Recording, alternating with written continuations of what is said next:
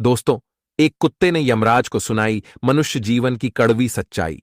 सुनकर आप भी चौंक जाएंगे। इस प्राचीन कथा में हम आपको बताएंगे कि कैसे एक कुत्ता यमलोक पहुंच जाता है और यमराज से शर्त लगाता है, और यमराज उस शर्त में कुत्ते से हार जाते हैं और फिर यमलोक के सारे नियम बदलने पड़ते हैं। इस कथा में हम जानेंगे भगवान विष्णु ने यमराज को मनुष्य जीवन के संबंध में कौन सा महत्वपूर्ण ज्ञान दिया है। तो चलिए दोस्तों, आपका समय बर्बाद न करके कथा को शुरुआत करते हैं। दोस्तों, प्राचीन काल में मध्य देश में एक अत्यंत शोभायमान नगरी थी। उस नगरी में एक धनवान सेठ रहता था।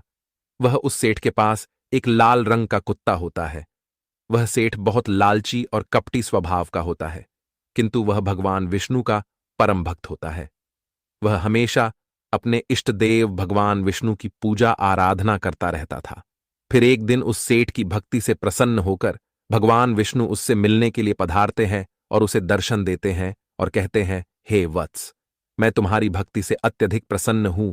मांगो, तुम्हें जो भी वर चाहिए, तुम्हारी जो भी इच्छा और मनोकामना है, मैं अवश्य पूर्ण करूंगा।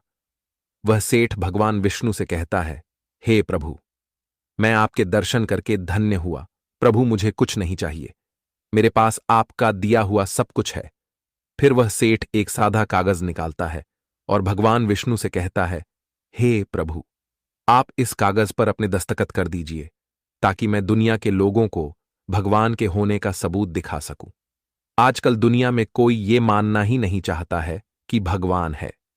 फिर भगवान ने कहा, ठीक है वत्स, लाओ, मैं तुम्हारे कागज पर दस्तखत कर देता हूं। इतना कहकर भगवान विष्णु उस सेठ के कागज पर दस्तखत कर देते हैं और अंतर्ध्यान हो जाते हैं। फिर वह सेठ उस कागज को हमेशा अपनी जेब में ही डालकर रखता था, ताकि वह दूसरों को भगवान के होने का सबूत दिखा सके। फिर कुछ दिनों बाद उस सेठ का वह कुत्ता मर जाता है, जिससे वह सेठ बहुत ही दुखी हो जाता है। सेठ का कुत्ता मृत्यु के बाद यमलोक में जाने लगता है। फिर यमलोक पहुंचने के बाद वह कुत्ता यमराज के सामने आकर खड़ा हो जाता है। यमराज उस कुत्ते का लेखा जोखा निकालते हैं और कहते हैं, हे श्वान, तुमने तो पशु का जन्म पाकर भी कोई पाप नहीं किया है। तुमने हमेशा अपने मालिक के साथ वफादारी की है, कभी किसी पशु पक्षी आदि प्राणियों को कष्ट नहीं दिया है। तुमने अपने सभी काम बड़े ईमानदारी के साथ किए हैं। हे श्वान, एक कुत्ते का जन्म पाकर भी तुमने कोई भी घृणित कार्य नहीं किए हैं, इसीलिए तुम्हारे सभी जन्मों के पाप अब नष्ट हो चुके हैं। हे श्वान, अब तुम बताओ, तुम किस लोक में जाना चाहते हो? तुम जहां चाहोगे वहां तुम्हें भेजा जाएगा। तुम जिस प्राणी का जन्म चाहते हो वह जन्म भी तुम्हें दिया जाएगा। हम तुम पर बड़े ही प्रसन्न हैं। शीघ्र बताओ, तुम्हारी क्या मनोकामना है? फिर वह कुत्ता बोलने लगता है, हे धर्मराज, आप चाहे मुझे नरक में भेजो या स्वर्ग में, मैं कहीं पर भी जाने के लिए तैयार हूं। लेकिन मेरी आपसे विनती है कि मैं जिस भी स्थान पर रहूं, मैं किसी मनुष्य के बंधन में ना रहूं। मुझे किसी मनुष्य की गुलामी न करनी पड़े और ना ही मुझे मनुष्य का जीवन चाहिए। आप कृपा करके मुझे कोई उचित स्थान प्रदान करे। कुत्ते की बात सुनकर यमराज आश्चर्यचकित होते हैं और सोचने लगते हैं कि मनुष्य का जीवन पाने के लिए तो देवता भी तरसते हैं, फिर यह कुत्ता मनुष्य का जीवन ना देने की कामना क्यों कर रहा है। फिर यमराज उस कुत्ते से कहते हैं, हे श्वान,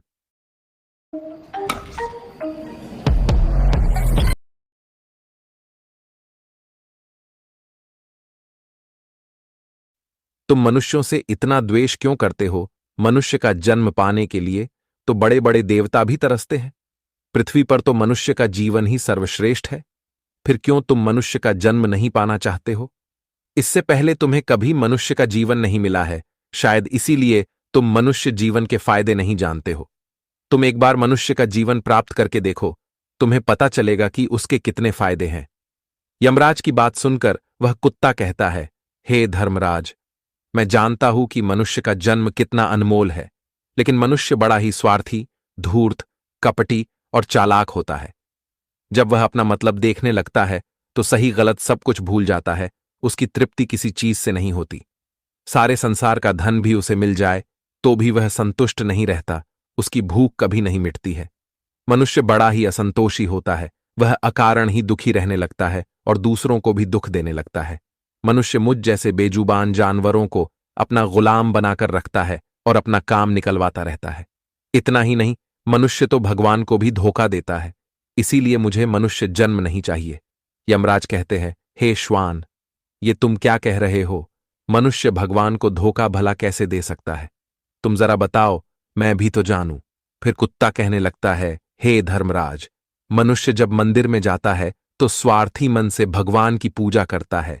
भगवान से कहने लगता है, हे भगवान, मेरा ये काम बना दो, मैं इतने पैसे चढ़ाऊंगा, दान धर्म करूंगा, भंडारा करूंगा, गरीबों को कपड़े दान करूंगा। लेकिन जब उसका काम पूरा हो जाता है तो वह सब कुछ भूल जाता है। आगे बढ़ने की होड़ में वह अपनों का ही शोषण करता रहता है, एक दूसरे की टांग खींचने में लगा रहता है। न खुद ऊपर उठने का प्रयास करते हैं, न दूसरों को उठने देते हैं, न चैन से खाते हैं, न खाने देते हैं। अपना काम बनाने के लिए दूसरों को धोखा देता है।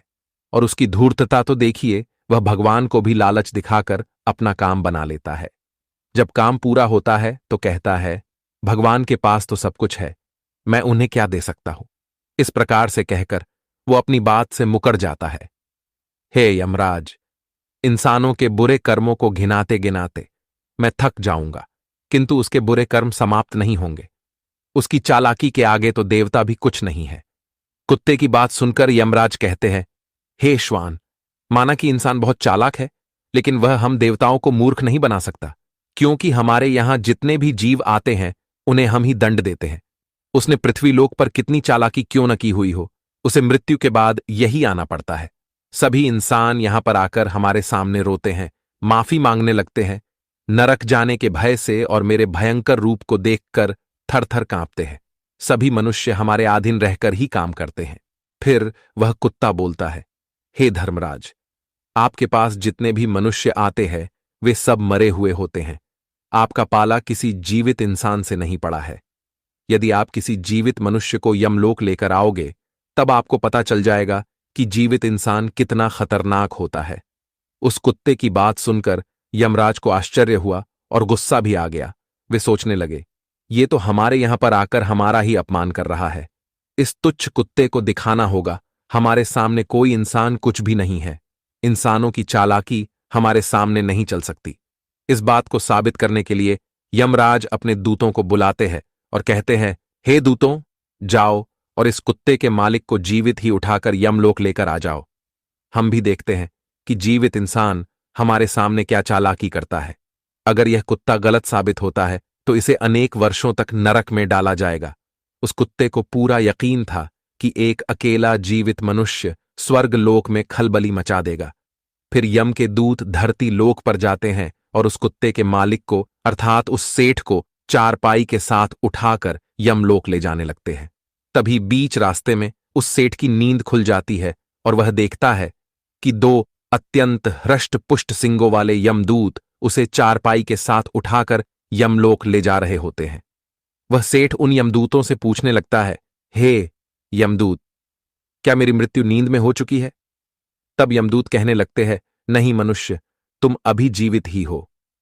फिर वह सेठ कहता है, फिर आप दोनों मुझे कहां ले जा रहे हैं? मैंने कौन सा पाप किया है? यम के दूत उस सेठ को सारी कहानी बता देते हैं और कहते हैं, तुम्हारे कुत्ते ने यमराज से कहा है कि जीवित मनुष्य बहुत चालाक होता है, इसीलिए इस बात का परीक्षण करने के लिए यमराज ने आपको जीवित ही यमलोक लाने के लिए कहा है। उस सेठ को पूरी बात समझ में आती है और वह कुछ देर तक सोचने लगता है और फिर तुरंत उसकी जेब में रखा हुआ वह कागज निकालता है जिस पर भगवान विष्णु ने दस्तखत किए हुए होते हैं। वह उस कागज पर कुछ लिख देता है और फिर से कागज को अपनी जेब में रख लेता है।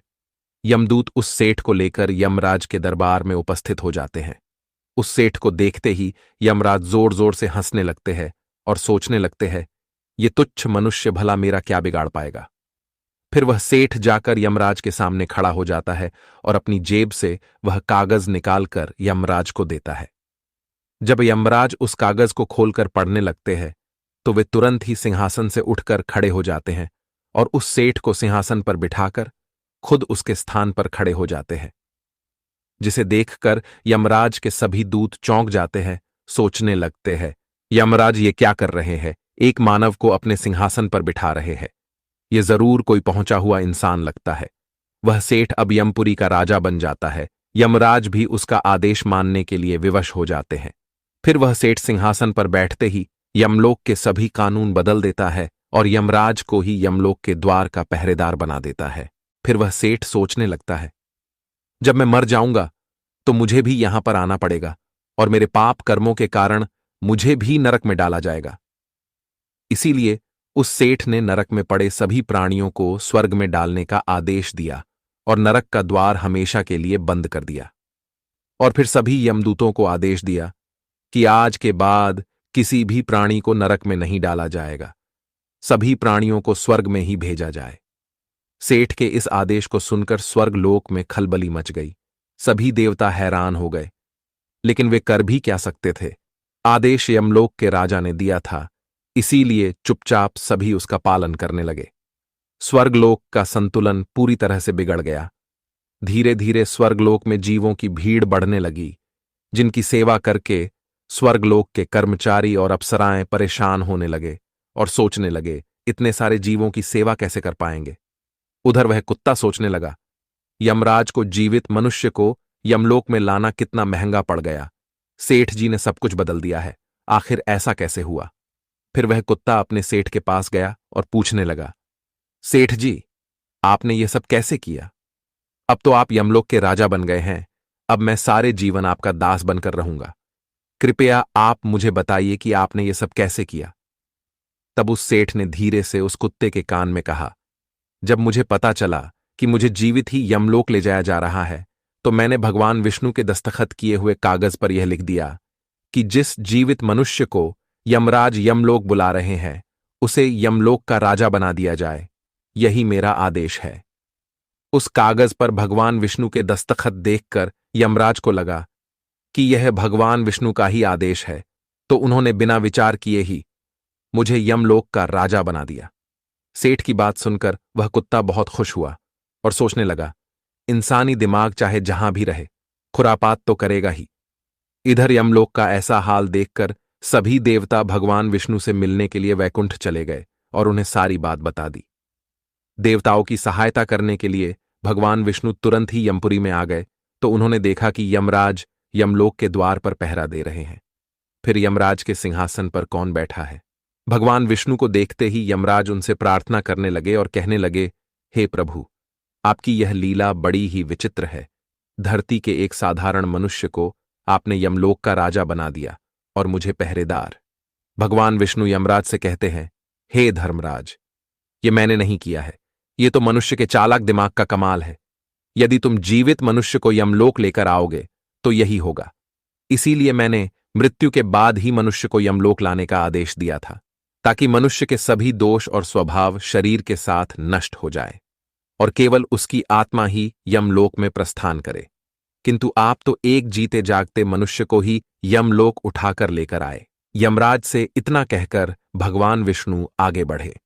फिर जब उस सेठ ने भगवान विष्णु को आते हुए देखा, तो वह तुरंत यमराज के सिंहासन से उठकर खड़ा हो गया और बोलने लगा, हे प्रभु, मुझे क्षमा करो। मैंने अपने कुत्ते को नरक में जाने से बचाने के लिए और मनुष्य की बुद्धि का बल दिखाने के लिए ही ऐसा किया। मैं आपके द्वारा दिए गए वरदान का दुरुपयोग नहीं करना चाहता था। हे प्रभु, मैं आपके दर्शन करके धन्य हो गया। अब मुझे किसी चीज की अभिलाषा नहीं है। फिर भगवान विष्णु मुस्कुराए और उन्होंने उस सेठ को क्षमा कर दिया। फिर वह सेठ धरती लोक पर लौट गया। भगवान विष्णु ने भी यमराज को फिर से यमलोक की गद्दी पर बिठा दिया और वे भी वैकुंठ लोक लौट गए। यमराज फिर से अपने सिंहासन पर बैठ गए। तब वह कुत्ता यमराज से कहने लगा, हे धर्मराज, देखिए आपने जीवित मनुष्य की चालाकी, एक जीवित मनुष्य क्या क्या कर सकता है। इसीलिए मैं मनुष्य नहीं बनना चाहता। मनुष्य जब स्वार्थी बन जाता है तो वह अंधा हो जाता है, उसे दोस्त परिवार दिखना बंद हो जाते हैं। लालच में वह धर्म को भी भुला देता है और अनिष्ट कार्य करने लगता है। जब तक वह शास्त्र अनुसार कर्म करता है तभी तक सुखी रहता है, और जब धर्म से विमुख हो जाता है तो क्लेश और बीमारियां उसे घेर लेती है और उसका पतन हो जाता है। फिर यमराज उस कुत्ते को क्षमा कर देते हैं, उसे स्वर्ग में भेज देते हैं और यमलोक के बदले हुए कानूनों को फिर से सही कर देते हैं। तो दोस्तों, इस प्रकार से एक कुत्ते ने यमराज को मनुष्य के जीवन की सच्चाई बताई है। ये कथा आपको कैसी लगी कमेंट करके जरूर बताएं। अगर यह जानकारी अच्छी लगी तो वीडियो को लाइक जरूर करें और कमेंट में जय श्री कृष्ण जरूर लिखें। साथ ही चैनल को सब्सक्राइब करें। मिलते हैं अगली वीडियो में। आप सभी का धन्यवाद।